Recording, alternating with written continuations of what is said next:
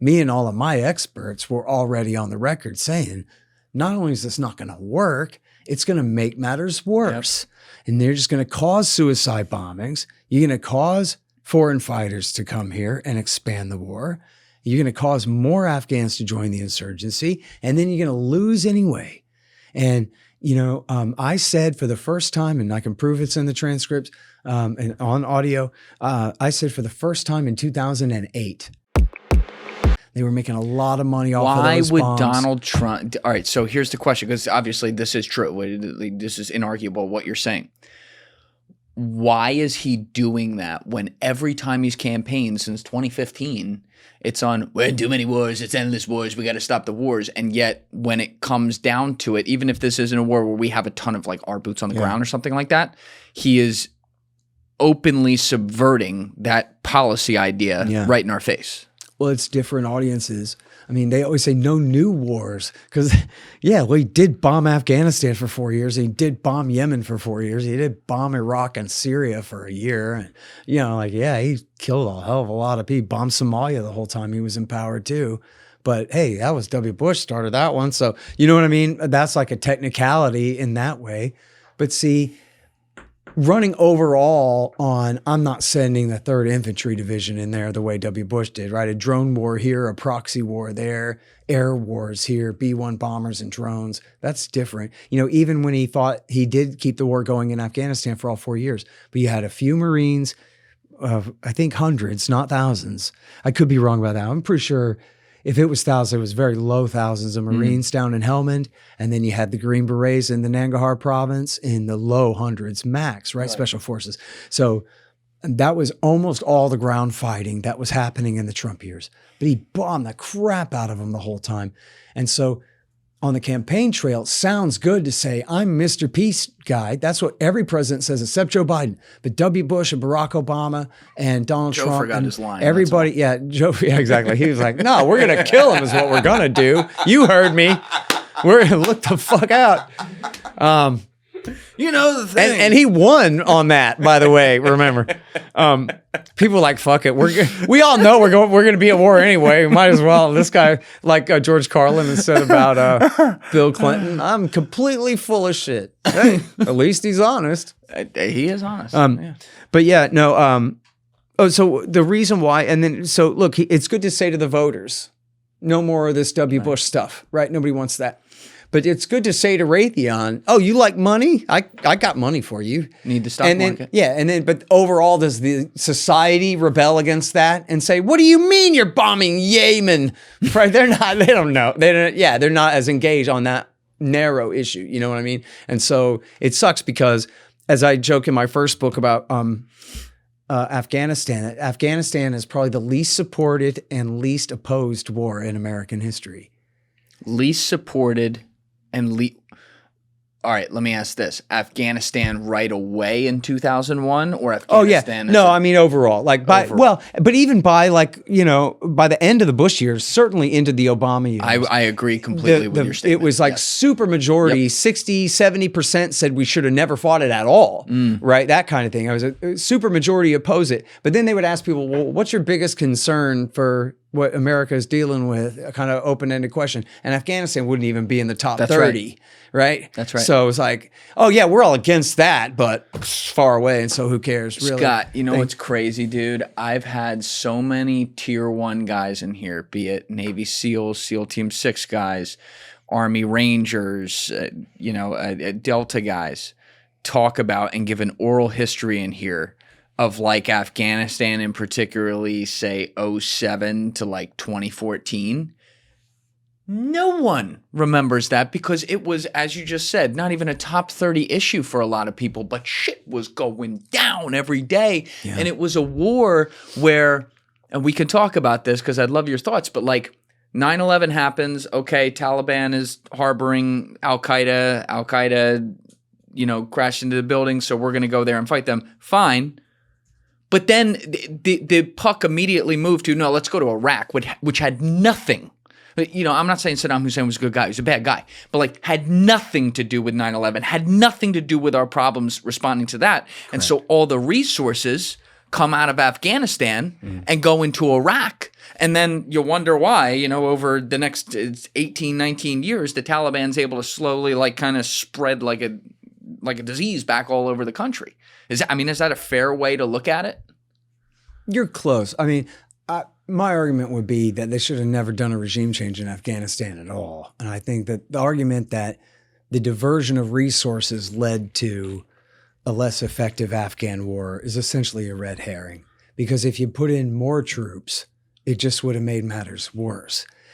The thing is about insurgency like this is they're what my friend Bill Bupert is an expert on the bankruptcy of counterinsurgency doctrine. And he explains that these groups are anti-fragile, meaning when you hit them, they get stronger, right? The more you go to war against these people, the more people you're driving into the insurgency because they're basically just citizen militias. So when the Americans come out to the countryside, then people grab their rifles and become the enemy, where before they were just standing there. And so it really was a whole self-fulfilling thing. Afghanistan is the size of Texas, but it's got deserts like California and mountains like Colorado. That's right. And it's badlands inhabited by wild men who like to fight.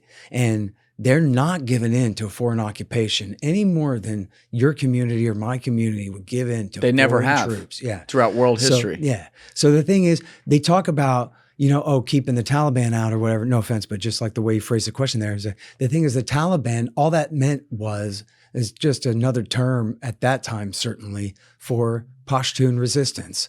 That was it. The people from the south and the east of the country who had oftentimes connections with these loose networks of the former regime, but most often were just the locals. Right. The Taliban meant anyone who resists us. And then so the whole thing became a self-fulfilling prophecy. And I've just been doing this long enough. I covered it the whole time, all the way through. And then so by the time Obama did the big escalation in Afghanistan in 2009, me and all of my experts were already on the record saying, not only is this not going to work, it's going to make matters worse. Yep. And they're just going to cause suicide bombings. You're going to cause foreign fighters to come here and expand the war. You're going to cause more Afghans to join the insurgency, and then you're going to lose anyway. And, you know, I said for the first time, and I can prove it's in the transcripts and on audio, I said for the first time in 2008 that when America leaves Afghanistan, the Taliban are going to walk right into Kabul like it's the fall of Saigon, but probably not even fighting. They're just going to walk right in. Because the whole thing that we had tried to do there was a bunch of crap. It could only be held up, right? It was like a zombie company propped up by government financial injections or whatever.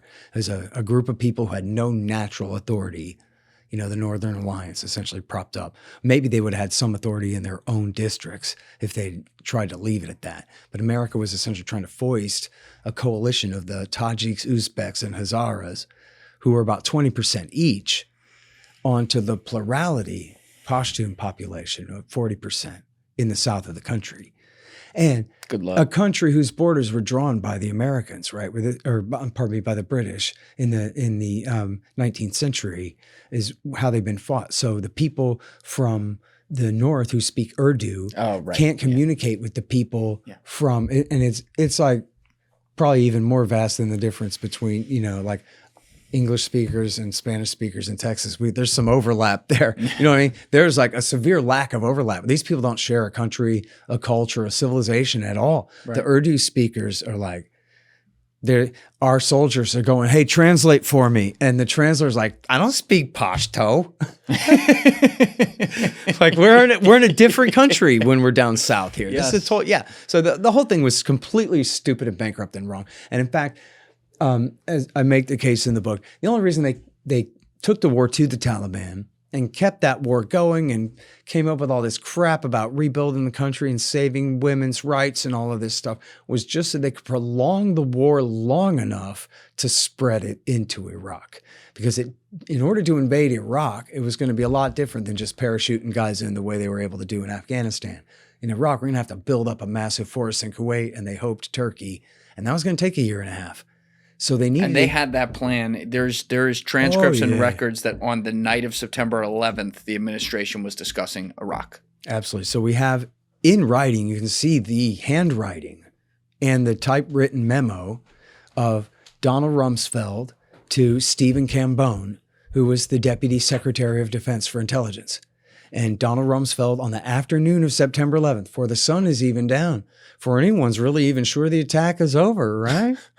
Donald Rumsfeld is saying, sweep it all up, things related and not.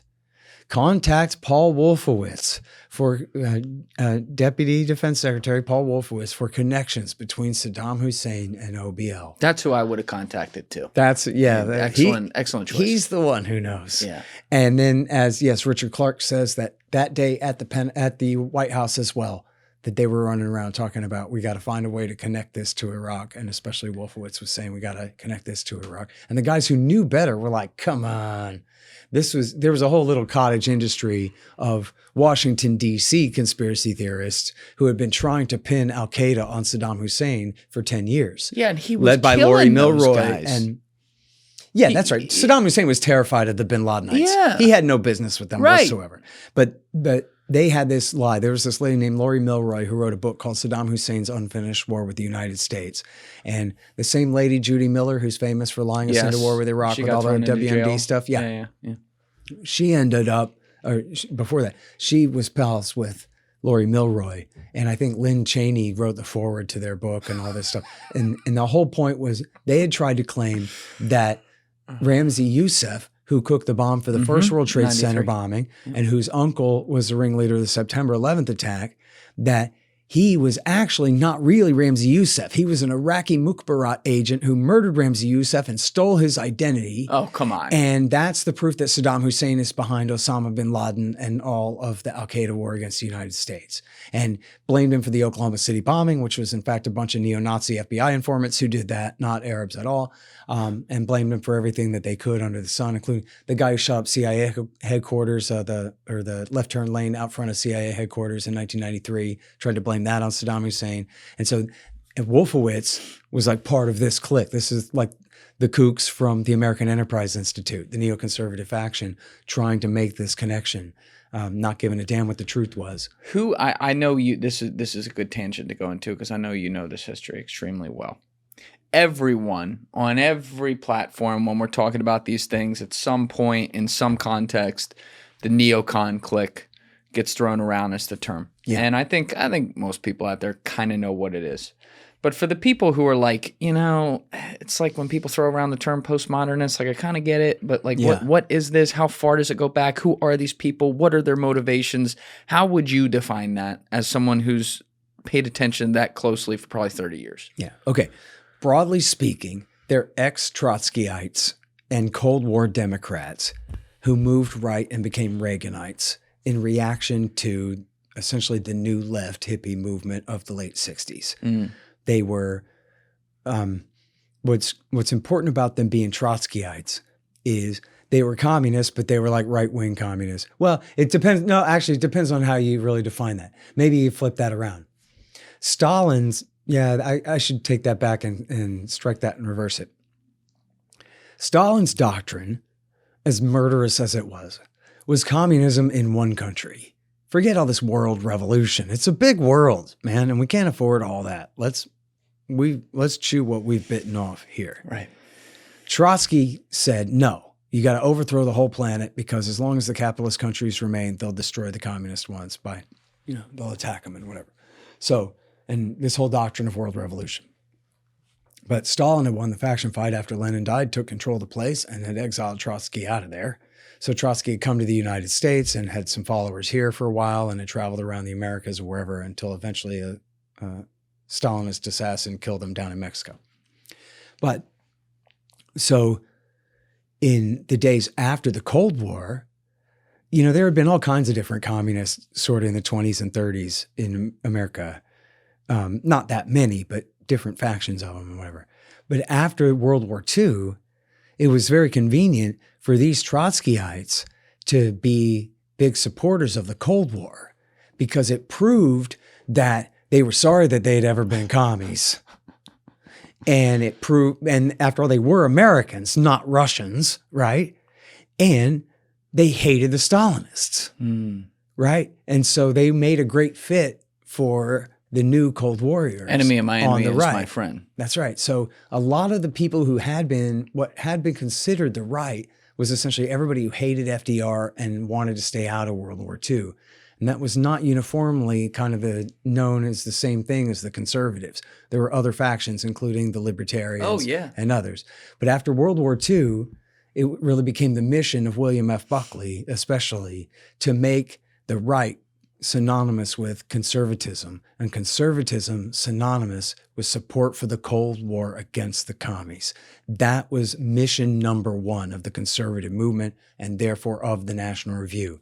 But that meant then that all of the old right non-interventionists had to be purged. Mm-hmm. And famously, he purged out the avowed racists, and he purged out the Ayn Randians, but less well known was he purged out all the libertarians and essentially anyone who wouldn't toe the line.